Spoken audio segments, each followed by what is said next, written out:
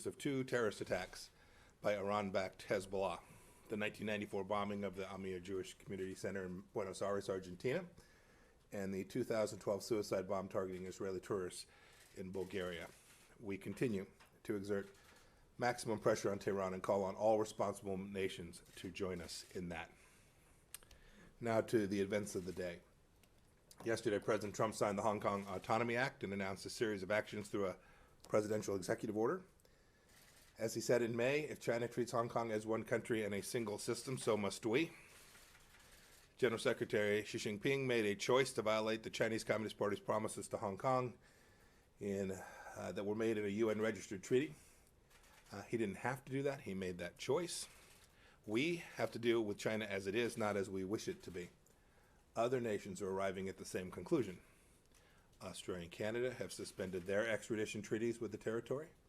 I leave on Monday for a quick trip to the United Kingdom and to Denmark, and I'm sure that the Chinese Communist Party and its threat to free peoples around the world will be high on top of that agenda.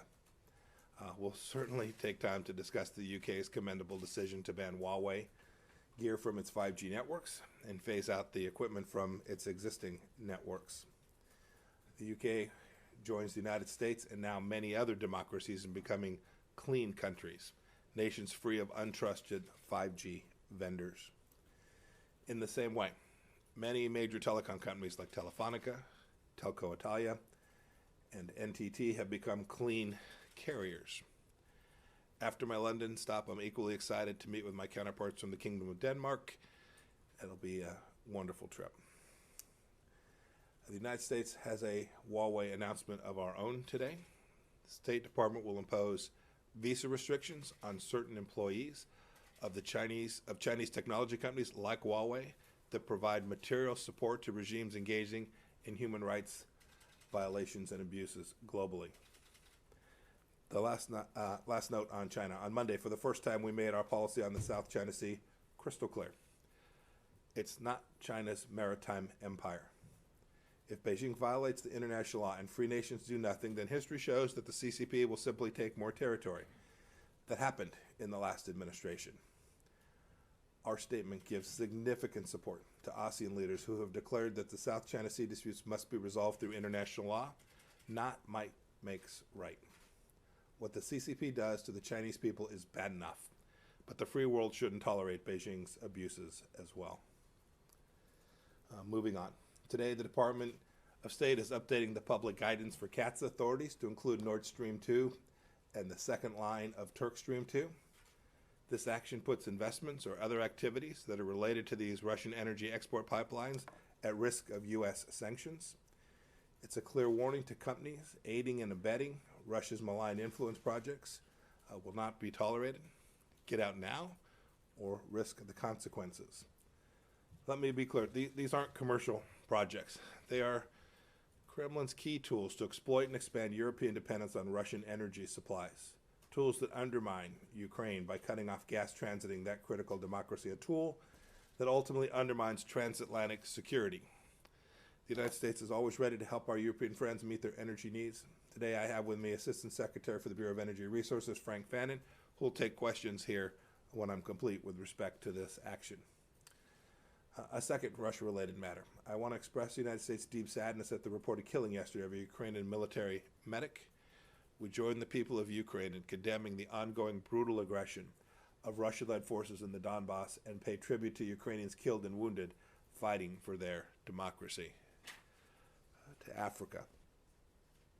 The United States and Kenya launched the first round of negotiations for a bilateral free trade agreement on July 8th. Our vision is to conclude a comprehensive, very high standard agreement with Kenya that can serve as a model for the entire continent. In the Caucasus region, the United States is deeply concerned about the recent deadly violence along the Armenia-Azerbaijan international border. We offer our condolences to all of the victims. We urge the sides to de-escalate immediately and reestablish a meaningful dialogue and a ceasefire to resume substantive negotiations with the Minsk Group as co-chairs. A little closer to home. Today I'm announcing visa restrictions on individuals responsible for or complicit in undermining democracy in Guyana. Immediate family members of such persons may also be subject to restrictions. The Granger government must respect the results of democratic elections and step aside. A few weeks back, I think right here, I called out the Pan American Health Organization for failing to disclose details of the mice Metagos program that used Cuba's slave trade and doctors to rake in more than $1 billion. Today, I welcome that organization, PAHO's decision to initiate an independent review. Regarding Venezuela, the UN has found yet more harrowing evidence of gross human rights violations by the illegitimate Maduro regime, citing more than 1,300 extrajudicial executions for political reasons in 2020 alone. International pressure on Maduro must continue until the Venezuelan people can reclaim their democracy. A final item on the Western Hemisphere this morning. The United States officially assumed the chair of the Summit of Americas process on Friday of this week past. We're looking forward to hosting the 9th Summit of Americas in 2021. Since I last spoke to you, the department has notified Congress of almost $25 billion more in potential foreign military sales, including a proposed sale to Japan of 105 F-35 Lightning fighter jets valued at up to $23 billion. It's the second largest single sale notification in U.S. history. This sale and others accompanying it continue to demonstrate the robust global demand for American defense partnerships. We're helping the world in other ways too. Today we're providing an additional $208 million to the most vulnerable nations to overcome the COVID-19 pandemic, bringing our total now to more than $1.5 billion since the outbreak began. Pretty remarkable charity from the United States people. But no American export, no amount of money is as important as our principles. Tomorrow, I'll be at the National Constitution Center in Philadelphia. I'll present the public report of the State Department's Commission on Unalienable Rights. As I explained at the Claremont Institute last year, and again at Kansas State University during the Landon Lecture, this administration grounds our practice of foreign policy in America's founding principles. There is nothing more fundamental to who we are than our reverence for unalienable rights, the basic God-given rights that every human being possesses. Whether defending the American people from threats, supporting international religious freedom, or encouraging countries to secure property rights by upholding the rule of law, America defends rights and does good in the world. Tomorrow you get to hear some of my thoughts on the Commission's fine recommendations that are encompassed in the report that they've been working on now so diligently and for so long. Happy to take a handful of questions. Okay, we're going to attempt to give Matt Lee the first question from AP. Matt, go ahead. Are you on the line? Hello, can you hear me? We can hear you. Voice of Aha. Well, good morning and greetings from my basement. Mr. Secretary, it's been a long time. I'm sure you've missed me as much as I've missed you. We miss you, Matt. Can I ask things really quickly?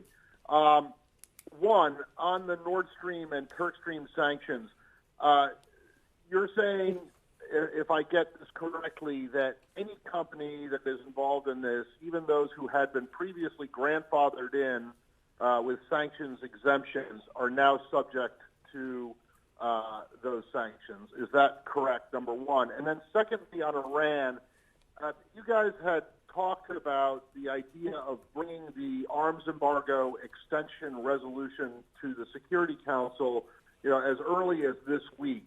And that doesn't look like it's happening now. And I'm just wondering, are you hoping to staunch some of the opposition that you're seeing to the resolution from the Europeans and others with a little bit more time for diplomacy?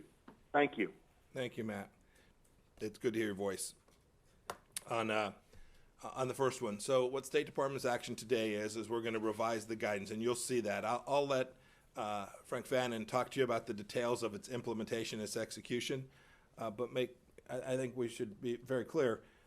Our expectation is that those who participate in the continued project will be subject to review for potential consequences related to that activity.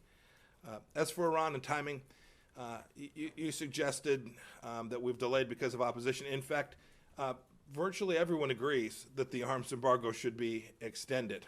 Our European counterparts, too, are very concerned about what will happen if the arms embargo itself expires on October 18th of this year. And so there's enormous consensus around the objective. How to achieve that objective, there's different views on. We've made clear to both publicly and in private to all the members of the Security Council, we intend to ensure that this arms embargo continues. We hope that this can be done by a UN Security Council resolution that all of the permanent members sign up for, and indeed every members of the larger UN Security Council. But in the event that that's not the case, we are still going to do everything in our power to achieve that end, and we think we'll be successful ultimately in doing that. The precise timing of that, we're going to keep to ourselves until such time as we're ready to move to the UN Security Council and introduce the resolution. We're not that far away from doing that, Matt. James, go ahead. Mr. Secretary, two questions, if I may, on Yes, sir. China. Yesterday, in his lengthy remarks, President Trump indicated that it's been quite some time since he last spoke to Chinese President Xi Jinping. This suggests that there is effectively no engagement between our two countries at top levels. It seems that just about every day or several times a week, one or the both of you announce some incremental new measure aimed at punishing the Chinese regime. But I don't think, as you stand there right now, that you can tell us that over the several months this has been going on without this form of engagement, that there's been any discernible change in China's conduct. So are you essentially tilting at windmills with these various incremental steps? And then I have a follow-up. Why don't you ask your second one, and I'll take them both, James. If you don't mind, I'd prefer to ask it separate. They're very separate. I do mind. If you'll ask the second one, I'll get to it. In our interview a little over a year ago, Mr. Secretary, I asked you if you considered Iran to be an evil regime, and you said quite simply, yes. I'm wondering if, as a member of the Trump administration, as a seasoned student of and practitioner of international relations, or simply as a devout Christian, you regard China as an evil regime. Mm-hmm. So let me take the first one. You began by saying that, as the president said yesterday, he hasn't talked to Xi Jinping in quite some time. I think the call was in March, if I remember correctly, but I'll defer to the White House on the last time they've spoken. But there has been high-level conversation. I traveled to Hawaii. Now it seems like a little while ago, but it was just a few weeks back where I met with Wang Xishe. We continue to have a dialogue and conversations at every level within the State Department. It's happening in other agencies across the U.S. government too. So there's a significant amount of conversation between the two countries. What's important, James, is that conversation has changed. That conversation is different than we've had, frankly, for decades between the United States and the Chinese Communist Party. It is no longer, and I think Chinese leadership understands it is no longer the case that it's going to be acceptable that the United States is simply going to allow the important commercial relationships that we have between our two countries to put the American people at risk. And that's what had happened. This isn't political. This is multiple administrations across both of the major political parties, where for an awful long time our policy simply reflected allowing China to engage in behavior that was radically unreciprocal, enormously unfair to the American people, and frankly put America's national security at risk. And so we have begun to turn that around. There is still real work that needs to be done, but you can see in each of the policies that the administration undertaken in the last 2.5 years a marked reversal. In terms of Chinese behavior, how have they responded? You've seen the language that they use. You can see that we're having a real impact, and we will continue to do the things we need to do to make sure that the American people are safe and secure, and that we have a set of fair and reciprocal relationships. That's the end state desire. We want good things for the people of China. We have a Chinese Communist Party that is putting freedom and democracy at risk by their expansionist, imperialist, authoritarian behavior. That's the behavior that we're trying to see changed. We've still got work to do. This is a regime that failed to disclose information they had about a virus that's now killed over 100,000 Americans, hundreds of thousands across the world, cost the global economy trillions and trillions of dollars, and now is allowing the World Health Organization to go in to conduct what I am confident will be a completely whitewashed investigation. The reason, I hope I'm wrong, I hope it's a thorough investigation that gets fully to the bottom of it. I've watched the Chinese Communist Party's behavior with respect to the virus that emanated from Wuhan, and they have simply refused. They've destroyed samples, they've taken journalists and doctors who were prepared to talk about this and not permitted them to do what what nations that want to play on a truly global scale and global stage ought to do: be transparent and open and communicate and cooperate. And the Chinese use that word. The Chinese Communist Party talks about win-win and cooperation. Cooperation isn't about nice language or summits or meetings between foreign ministers. It's about actions. And that's the expectation that we are setting for the Chinese Communist Party. We need to see fair reciprocal responses. We're hopeful that they'll complete their requirements under the Phase 1 trade deal. And we're hopeful that we'll see changes in their behavior across the entire spectrum where they have unfairly treated America for far too long.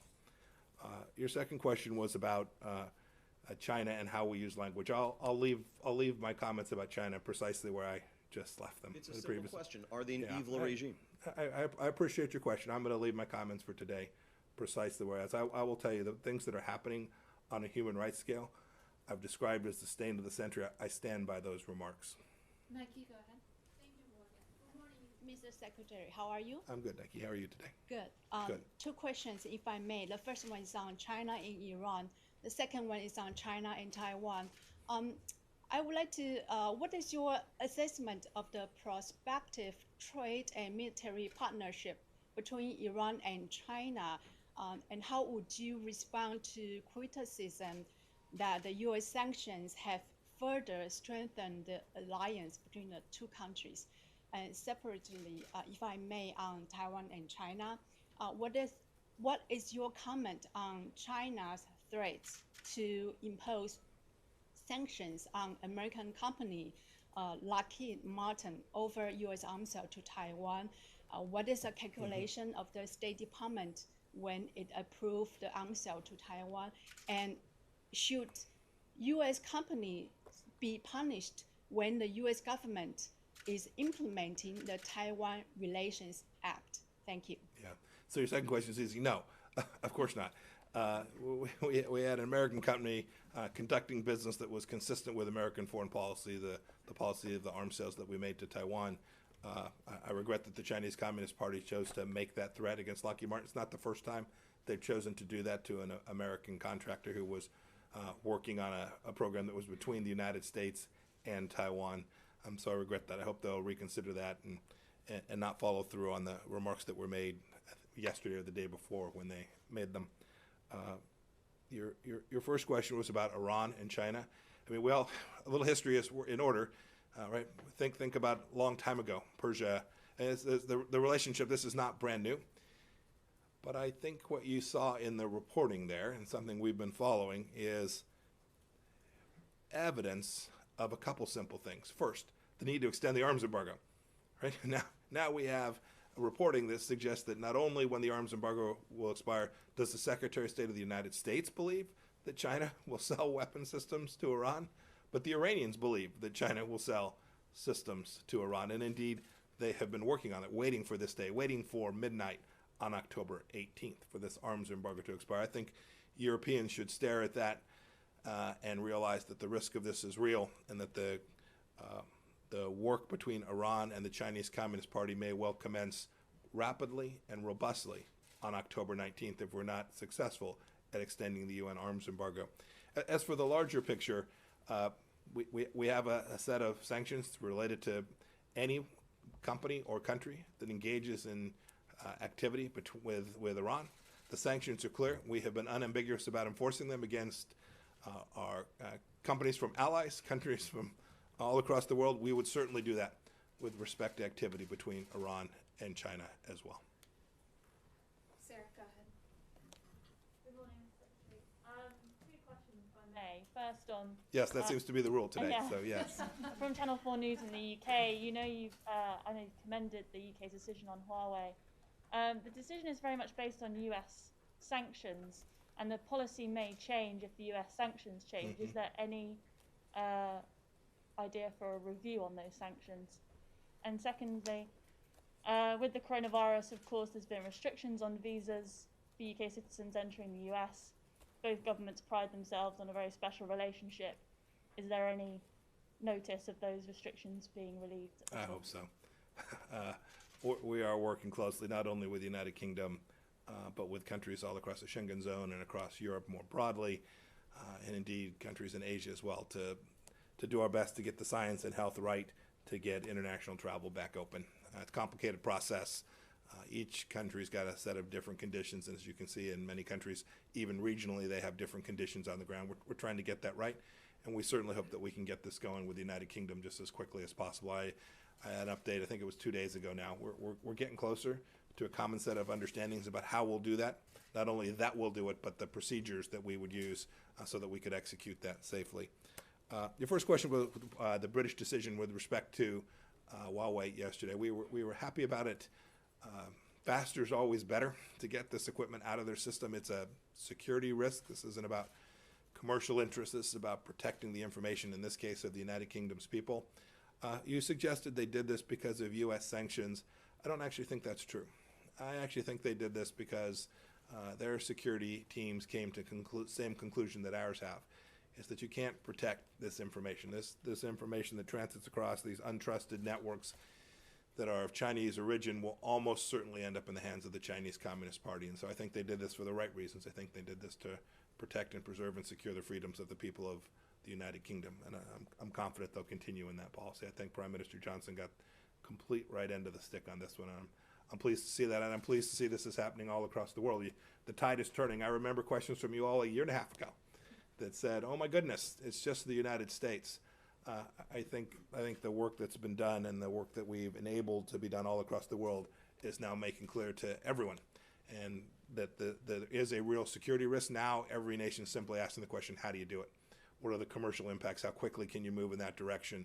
And how do we ensure that we have available cost-effective solutions that don't subject our people to the risk that comes from having this infrastructure inside of the countries? I think in fact the tide has turned there, and you'll see this continue in countries all across the world. And you're seeing the world's biggest telecom providers share in this same concern. I listed a few today. I listed a few the last time I was up here. Maybe it was the time before.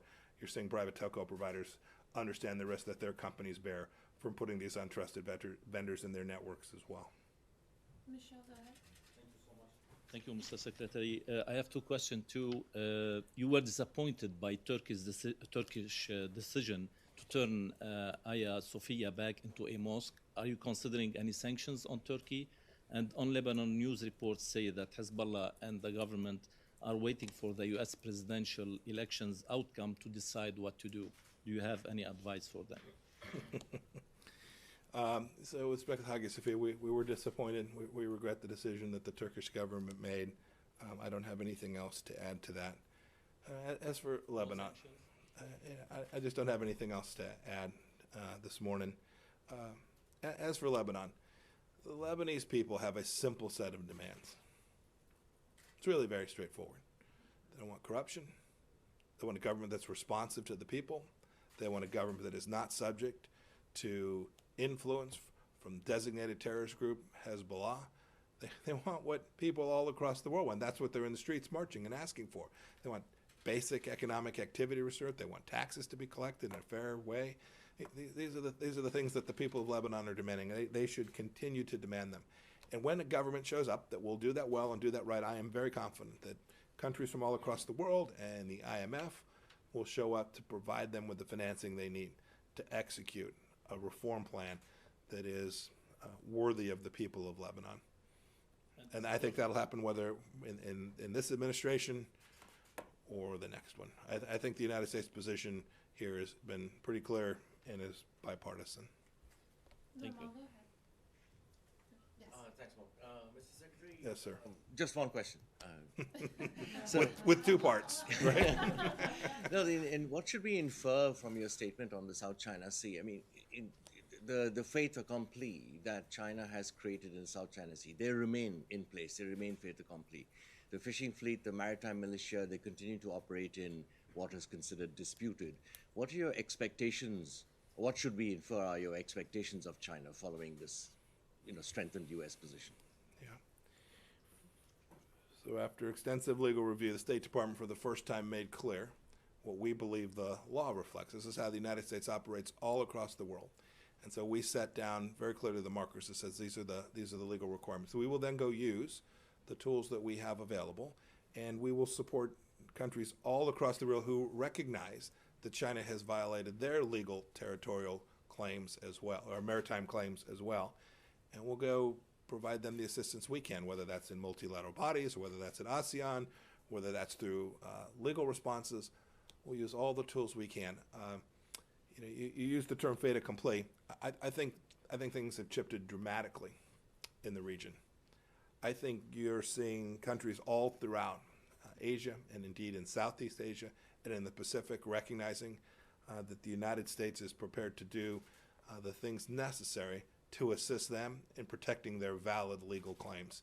So I think it was really important. The statement we made on Monday, I think, was very, very important in not only demarcating the United States position, but making clear that we'll support other nations in the region that do a similar thing with respect to protecting their capacity to preserve the maritime boundaries that their people are entitled to. And I've got time for one more.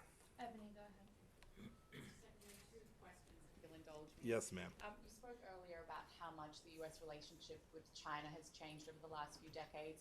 I'm wondering if you consider India an increasingly important trade and military partner, and if those conversations are happening at a high level. And secondly, I would like to know if there's been any development in the negotiations with European officials on the travel ban, and as our cases continue to spike, if it's possible that the region will remain off limits to U.S. travelers for the rest of the year. Yeah, I'll leave to the White House task force the details. But yeah, we've been working with Europeans. Everyone's trying to get it right. I'm just trying to do the analysis. We know this. We know there's a way to safely travel, to make sure people come here.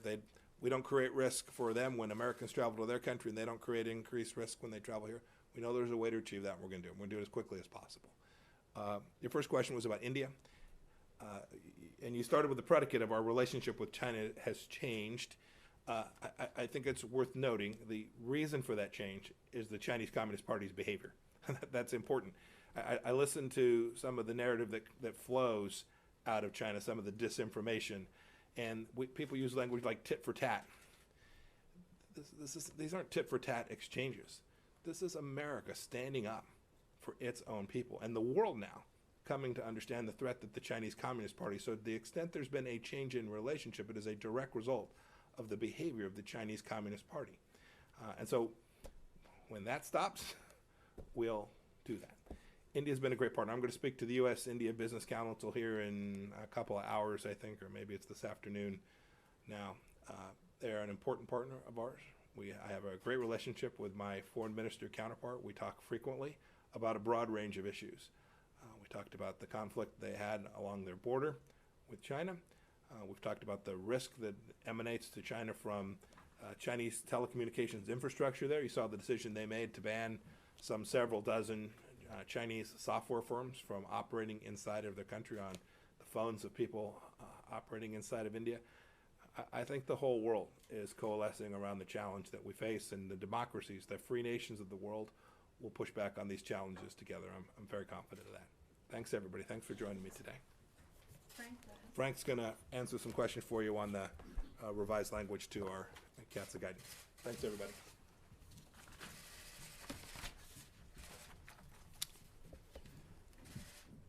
Good morning.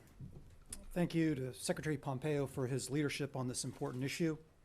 I'm also joined by Deputy Assistant Secretary for Russia, Chris Robinson, who's available to answer any questions about Russia in the context of the Secretary's announcement.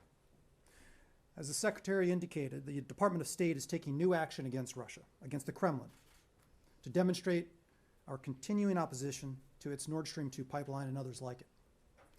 The United States has been clear in its support for the rights of our European allies and partners to have reliable choices for energy, choices that are not conditioned on political and military pressure from the Kremlin. We've been hard at work assisting and promoting more energy options for Europe. These options include successes in Belarus, Croatia, and Lithuania, among many others.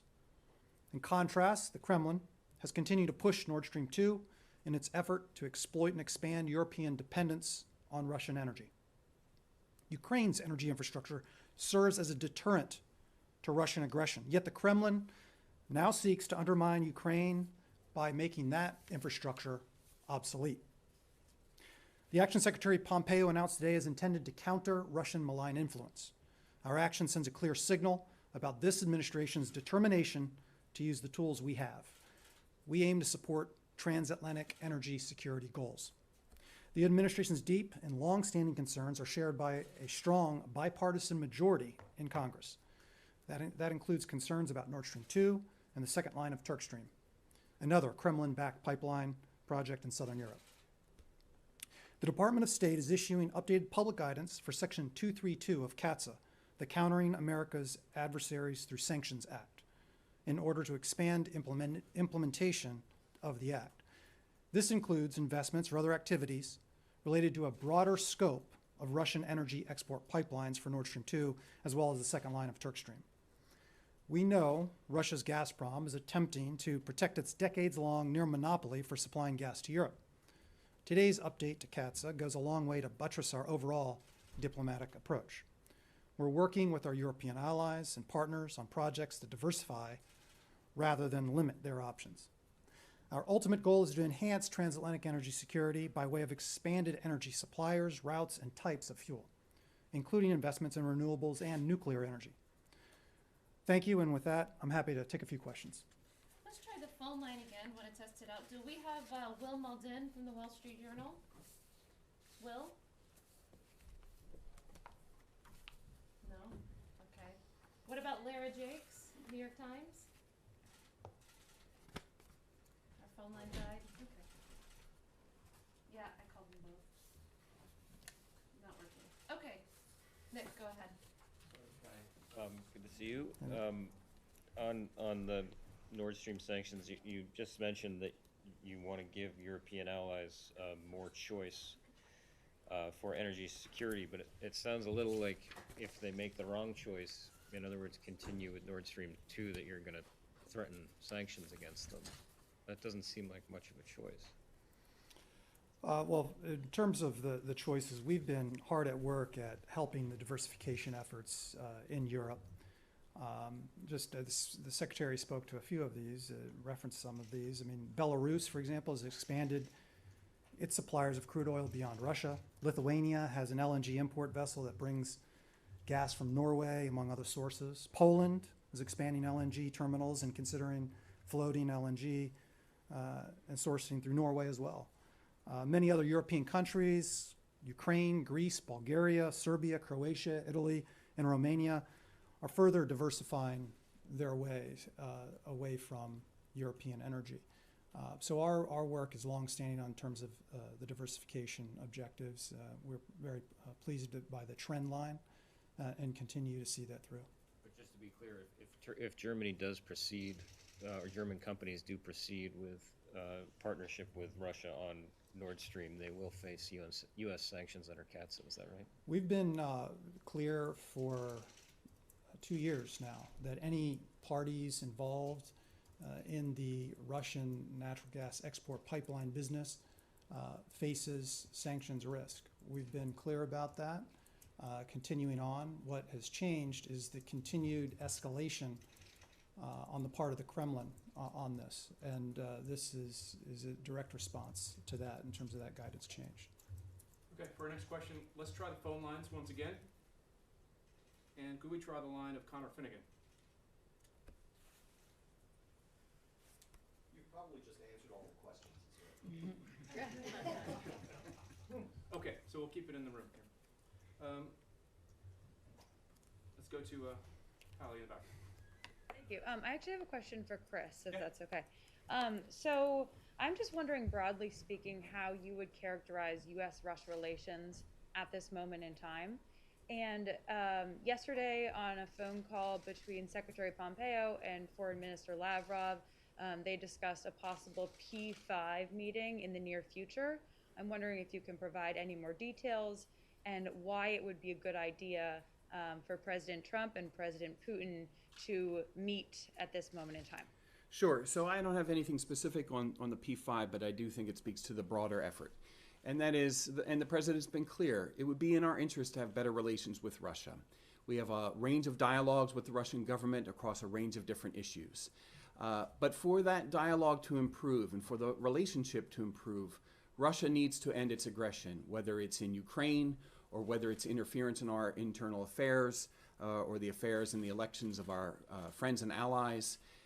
Russia needs to cease its aggression for that bilateral relationship to improve. So we continue to talk to them, but like with the action we're taking today, we're also taking steps so that we can effectively and consistently counter Russian aggression and work with our allies and partners to do so.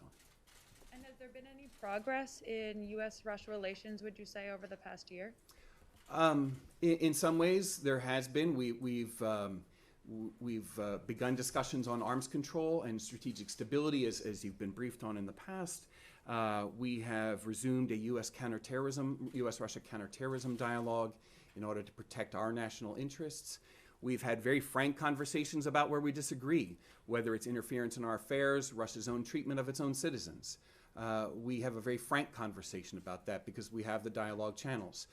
But we've also been effective at countering Russian aggression. And again, the action today helps us reinforce that message so that hopefully over time we can get the relationship on a better footing. Thank you. Torsten? Yeah, back to Nord Stream and Germany. And the question is, when you say you're adjusting the guidelines, does it mean that you are not getting the concern from the European side that you were expecting for your cause and addressing Russia?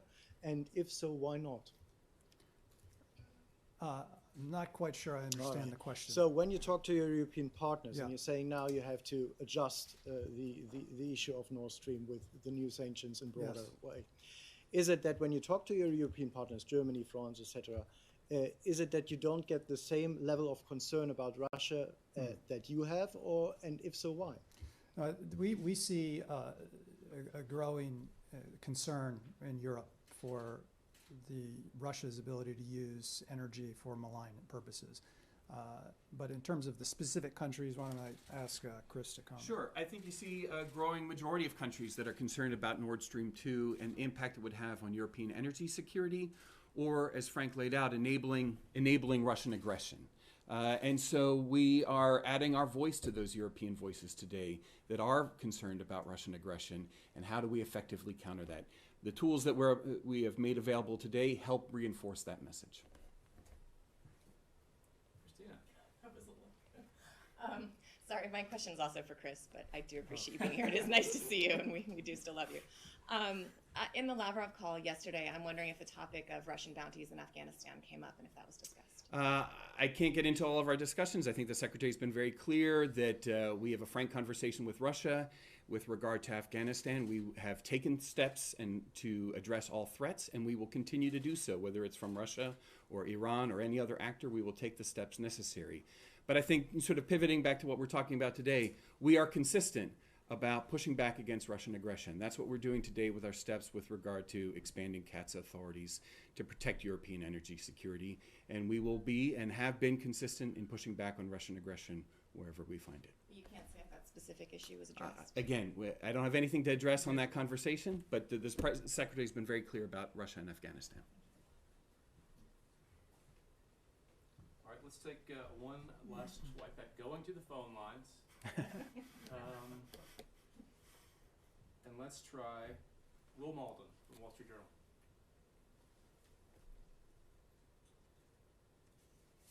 Okay, can't say we didn't try. We'll take one or two more. James? My question is for the Assistant Secretary. You're familiar with the maxim that war is a continuation of politics by other means. And I wonder how you might assess the view from Russia or from other observers that with these kinds of moves announced today, the United States is simply pursuing energy competition via other means. Yeah, that's a false narrative, and I suspect you referenced the narratives coming from Russia, and they would have said in their interest to convey that idea. You know, we've been consistent in supporting diversification regardless of where that energy comes from or the type of energy. We've continued to, and very pleased to see the Southern Gas Corridor bringing Azeri gas in over to Western Europe. That's moving forward finally. We're very pleased to see that happen. The Secretary has been a leader in promoting energy development in the Eastern Mediterranean. And so that's another area of again, non-U.S. gas coming in, but it's for the purposes of improving the diversity and the security of Europe. we're certainly proud of the U.S. energy as an important component to support the security of friends and allies around the world. But that's not the primary objective here. The primary objective is to improve the resilience and the security of European nations, to diversify away from a variety of sources. Some of those are including developing sources like those I mentioned in the Eastern Med. Okay. One last question in the back. Tracy. Thank you. Final point on Russia, sorry, Chris, or actually for either of you. We're dancing. Given what you've said about Russia's malign behavior, is it still a plan to invite them to join a G7 meeting, and would you recommend that they be invited? So the Secretary has answered this before, that this is a discussion for the G7 members, but it is important to have dialogue with Russia. But we've also been clear and consistent about calling out Russia and holding Russia to account for its malign activities.